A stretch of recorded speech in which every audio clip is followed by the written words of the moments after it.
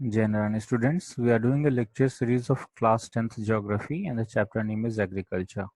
This will be the fourth part of this lecture series where we will study about commercial farming. इससे पहले के lectures में हम लोगों ने एग्रीकल्चर क्या होता है, उसके इम्पोर्टेंस क्या है, प्रिमिटिव सबसिस्टेंस फार्मिंग और इंटेंसिव सबसिस्टेंस फार्मिंग के बारे में पढ़ा हुआ है. So now let's begin with commercial farming. This type of farming is basically practiced for commercial purpose, which means for selling the products in the market.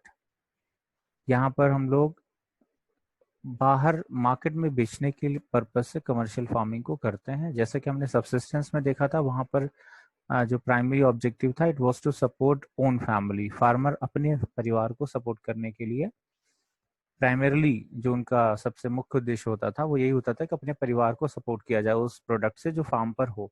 और अगर कुछ एक्स्ट्रा होता था तो हमने देखा था इंटेंसिव सब्सिस्टेंस में कि उसको लोकल मार्केट में बेचा जा सकता था, लेकिन वहां पर लोकल मार्केट के लिए ही प्रोड्यूस किया जाता था. कमर्शियल फार्मिंग में प्रोडक्ट्स जो होते हैं वो इंडस्ट्रीज में बेचे जाते हैं या फिर इंटरनेशनल मार्केट्स में भी कई बार बेचे जाते हैं और लोकल मार्केट्स में भी सेल किए जाते हैं. यहाँ पर फैमिली को सपोर्ट करने का कंसर्न फार्मर्स का नहीं होता है, because these farmers are quite rich और ये लोग सेलिंग के पर्पज से ही प्राइमरली प्रोड्यूस कर रहे होते हैं. So in this type of farming, higher doses of modern inputs like HYV seeds, which means high yielding variety seeds, chemical fertilizers, insecticides and pesticides are used. यहाँ पर farmers ज़्यादा से ज़्यादा प्रोड्यूस करना चाहते हैं मार्केट में सेल करने के लिए, इसलिए वो हाई यील्डिंग वैरायटी सीड्स को यूज़ करते हैं. केमिकल फर्टिलाइजर्स का इस्तेमाल किया जाता है और कई क्रॉप्स ऐसी भी होती हैं जहाँ पर इंसेक्ट्स और पेस्ट्स के लगने की काफ़ी डर होते हैं, तो इंसेक्टिसाइड एंड पेस्टिसाइड्स भी स्प्रेड किए जाते हैं. Now the degree of commercialisation definitely varies from one region to another region. एक रीजन और दूसरे रीजन में कमर्शलाइजेशन की डिग्री अलग अलग होती है, यानी कि कहीं पर ज़्यादा कमर्शियल फार्मिंग होती है, किसी जगह पर कम कमर्शियल फार्मिंग होती है और कहीं कहीं पर कमर्शियल फार्मिंग ना होकर के उसी क्रॉप की सबसिस्टेंस फार्मिंग होती है. जैसे कि अगर एग्जांपल की बात करें तो पंजाब और हरियाणा में जो राइस की क्रॉपिंग होती है, राइस की जो फार्मिंग होती है, ये कमर्शियल फार्मिंग है.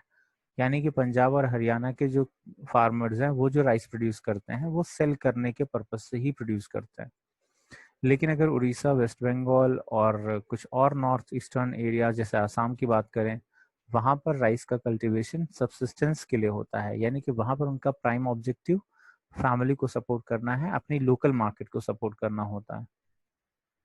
Now we see that plantation agriculture एक कमर्शियल फार्मिंग का ही टाइप है और प्लांटेशन के बारे में हम लोग थोड़ा डिटेल में पढ़ लेते हैं. इसमें plantation is a type of commercial farming where single crops like tea, coffee, cashew, etc. they are grown in large amount of areas and with a lot of labor, manual laborers exactly. और capital भी काफ़ी ज़्यादा इसमें invest किया जाता है. तो यहाँ पर कैपिटल, लेबर और जो फार्म लैंड होते हैं, they are quite big in comparison to other farming techniques that we have studied in the previous lectures. तो प्लांटेशन में एक ही तरह की क्रॉप्स को, जैसे कि टी, कॉफी, कैश्यू के प्लांटेशन आपने सुने होंगे, एक सिंगल क्रॉप को एक बड़े फार्म लैंड पर ग्रो किया जाता है विद लॉट ऑफ लेबरर्स. यहाँ पर लेबरर्स की ज़्यादा यूज़ की जाती है और साथ ही साथ मशीनों का और कैपिटल यानी इन्वेस्टमेंट का काफ़ी ज़्यादा यूज़ होता है. Now the prime characteristics of this type of farming, that is plantation farming, are that a single crop is grown over a large area. एक ही तरह की crops grow करी जाती हैं. You will not see that एक plantation crop है और उसके साथ कुछ other crops grow करी जा रही हैं. अगर tea plantation है, then you will see that in a very large area only the tea plants are grown. उसके साथ ऐसा नहीं कि थोड़ा सा राइस, थोड़ा सा वीट भी ग्रो कर ले. इस तरह का फार्मिंग नहीं होता. बट अगर हम इंटेंसिव टेक्निक की बात करें तो वहाँ पर ऐसा देखने को मिलता है कि मल्टीपल क्रॉपिंग होती है. एक ही फील्ड पर कुछ एरिया में राइस, कुछ एरिया में कुछ सब्जियां, कुछ एरिया में कुछ फल के पेड़ लगा दिए. तो ये सारी चीज़ें वहाँ पर देख सकते हैं. But here you can only see, you will see that only single crop is grown in a large area now they are planted in neat rows, एक प्रॉपर ऑर्गेनाइज्ड वे में इनको ग्रो किया जाता है। और यहाँ से क्योंकि ट्रांसपोर्टेशन, जो प्लांटेशंस होते हैं they are primarily done for commercial purpose, क्योंकि ये कमर्शियल फार्मिंग का ही एक टाइप है, और इसीलिए यहाँ से प्रोडक्ट्स जो होते हैं वो इंडस्ट्रीज में जाते हैं फॉर फर्दर प्रोसेसिंग। तो इसलिए यहाँ पर एक well developed network of transportation system and communication system दोनों हमें चाहिए होता है। तो ये प्लांटेशन एरियाज को इंडस्ट्रीज से और फिर इंडस्ट्रीज से मार्केट को कनेक्ट करने के लिए we need a good, we need a well developed transportation and communication system. तीसरा पॉइंट अगर आप देखें तो प्रोडक्शन जो होता है वो मार्केट के लिए किया जाता है, जैसा कि हम लोगों ने पहले भी डिस्कस किया हुआ है, और सेल्फ कंजम्पशन के लिए नहीं किया जाता। यहाँ पर केमिकल फर्टिलाइजर्स, इंसेक्टिसाइड और पेस्टिसाइड्स, क्योंकि ये कमर्शियल फार्मिंग है तो ज़्यादा से ज़्यादा प्रोड्यूस करने के लिए केमिकल फर्टिलाइजर्स और बाकी के तरीकों का इस्तेमाल किया जाता है। मॉडर्न मशीनरी यूज़ की जाती हैं जहाँ पर रिक्वायर्ड है। कुछ प्लांटेशन ऐसे भी हैं जैसे टी प्लांटेशन वगैरह, जहाँ पर बहुत ज़्यादा मशीनों का इस्तेमाल नहीं किया जा सकता है, बट स्टिल कुछ प्लांटेशंस में मशीनों का इस्तेमाल जहाँ पॉसिबल है, मॉडर्न मशीनरी का यूज़ भी किया जाता है। लेबर इंटेंसिव टेक्निक्स भी होते हैं, लाइक टी प्लांटेशंस बेसिकली अ लेबर इंटेंसिव टेक्निक। इसका मतलब ये है कि वहाँ पर ढेर सारे लेबर्स की ज़रूरत होती है। आसपास के गाँवों से लोग माइग्रेट करके एज अ प्लांटेशन लेबरर्स आते हैं, यहाँ पर जॉब करते हैं, खासकर महिलाएं जो होती हैं वो जॉब करते हैं इन एरियाज़ में, और इसलिए इसको लेबर इंटेंसिव टेक्निक कहा जाता है या लेबर इंटेंसिव फार्मिंग कहा जाता है। इसके कुछ एडवांटेजेस और डिसएडवांटेजेस भी हैं। तो अगर हम एडवांटेजेस की बात करें पहले, तो यहाँ पर ज़्यादा जॉब अपॉर्चुनिटीज़ हैं, जो लोकल पीपल हैं उनको जॉब भी मिल जाता है प्लांटेशंस में, क्योंकि लार्ज नंबर में लोग रिक्वायर्ड होते हैं। कई ऐसे प्लांटेशंस होते हैं जैसे टी और कॉफ़ी प्लांटेशंस हैं। फिर ये सोर्स ऑफ इनकम होता है कंट्री के लिए, because many of these plantation products are sold in the international market also. Tea और कॉफ़ी जैसे हैं वो इंटरनेशनल मार्केट में भी बेचे जाते हैं, जिससे कि देश को भी इनकम होती है। वाइडर वैरायटी ऑफ फूड होते हैं, मतलब कि इससे हमें कई वैरायटी के फूड्स मिल जाते हैं। Effective use of vast land, जहाँ पर बड़े बड़े एरियाज हैं लैंड की खाली हैं, जहाँ पर और कई तरह की फार्मिंग नहीं की जा सकती हैं, वहाँ पर आसानी से प्लांटेशन फार्मिंग की जा सकती है। जैसे कि मोस्टली हिली एरियाज में टी और कॉफ़ी का प्लांटेशंस लगाए जाते हैं, तो हिली एरियाज में नॉर्मल फार्मिंग करना इज़ नॉट पॉसिबल, और वहाँ पर इस तरह के प्लांटेशंस डाल करके लगा करके काफ़ी अच्छे से उसको यूटिलाइज किया जा सकता है। So these are the advantages. There are some disadvantages also, जैसे कि हमने बोला कि आसपास के लोकल जो लोग होते हैं उनको एज अ लेबर एम्प्लॉय किया जाता है।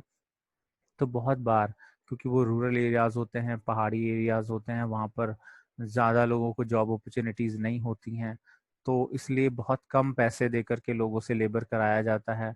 और कई बार तो जैसे ब्रिटिश के दौरान और उसके आफ्टर इंडिपेंडेंस भी कई बार ऐसे केसेस हैं जहाँ पर कि लोगों को बिना किसी पैसे के भी जिसको हम लोग फोर्स्ड लेबर कहते हैं वो करने के लिए मजबूर किया जाता है इन फार्मलैंड्स पर, इन प्लांटेशंस पर, क्योंकि वो उन्होंने कर्ज ले रखा होता है इनके मालिकों से, या कुछ और कंडीशंस उनकी होती हैं जिसकी वजह से उनसे फ्री में यहाँ पर लेबर करवाया जा सकता है। तो एक्सप्लॉयटेशन हो सकता है लेबर का। Growth of single crop makes plantation very prone to diseases.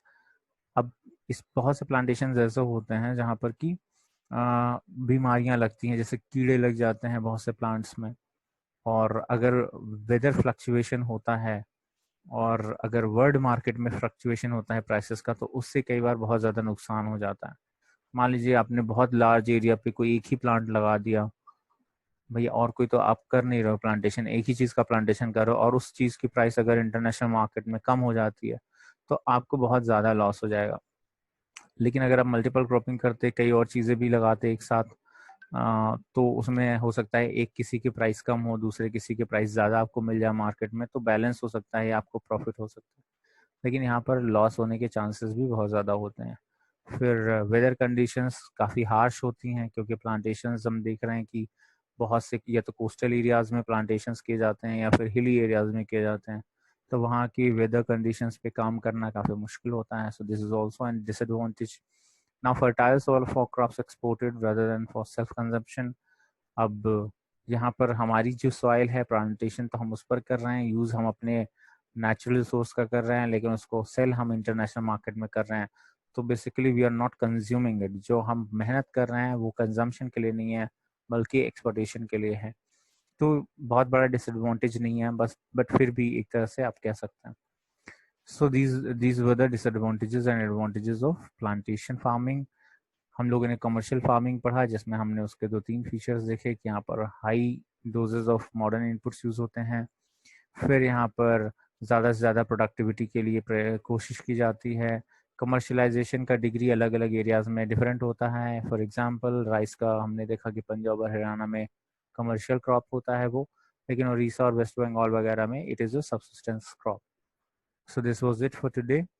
अगर आपको कोई डाउट्स होंगे इसमें तो आप लाइव क्लासेस के दौरान पूछ सकते हो। जय student, thank you. How does tea grow? Tea comes from leaves picked from an evergreen bush called Camellia sinensis. Black, green and white tea are all made from the same plant. The different colours and flavours depend on the climate and location that the tea is grown in, and then also in the way the tea is processed. Tea grows best when the climate is warm and there's plenty of rain. A lot of tea is grown in Kenya. In fact, after China and India, Kenya is the third biggest tea producer in the world. This is where 3/4 of the tea we drink in the UK comes from. A tea plant starts life as a seed or as a cutting taken from the parent plant. On this plantation in Kenya, they usually use cuttings. The small plants are protected from sunlight and pests inside this polytunnel. This is where they will grow for 10 months until they are 60 centimetres tall and ready to be planted in the main fields. After 3 years, the bush is mature enough and they begin picking the tea. In Kenya, tea is harvested all year round. They only pick the 2 newest leaves and the bud. Because almost all tea is picked by hand, the tea bush is kept at waist height so it's easier for the workers to reach. New leaves are picked from the bush every 7 to 15 days.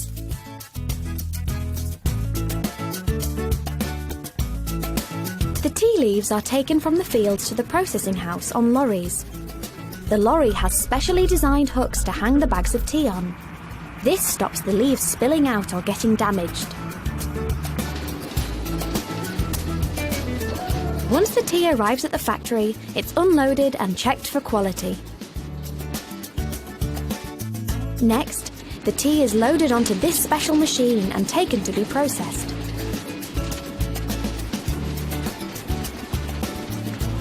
First, the tea is dried. This process is called withering. They wither the tea by blowing warm air over the leaves.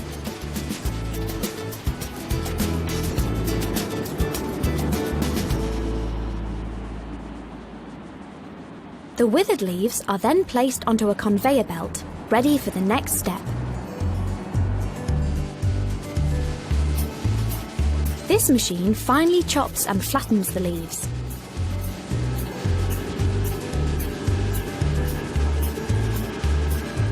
Then a process called oxidation starts.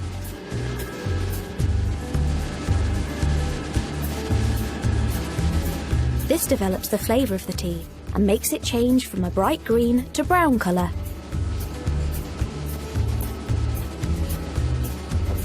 Now the tea needs to be dried out completely. This oven is warmed up to 180 degrees Celsius for 30 minutes and the water content reduces from 86% to 3%. It takes 4 kilograms of fresh leaves to make just 1 kilogram of dried tea leaves. The dried tea is now graded in this machine. Each sieve is a different size, so it collects the largest leaves at the top and the smallest ones at the bottom. The larger leaves are used for loose leaf tea. The smaller ones will go into tea bags. Once the tea has been processed, it is loaded into 60 to 70 kilogram tea sacks. They are lined with silver foil to protect the tea from absorbing moisture. Then they are shipped from Mombasa in Kenya to Liverpool, ready to be made into tea bags.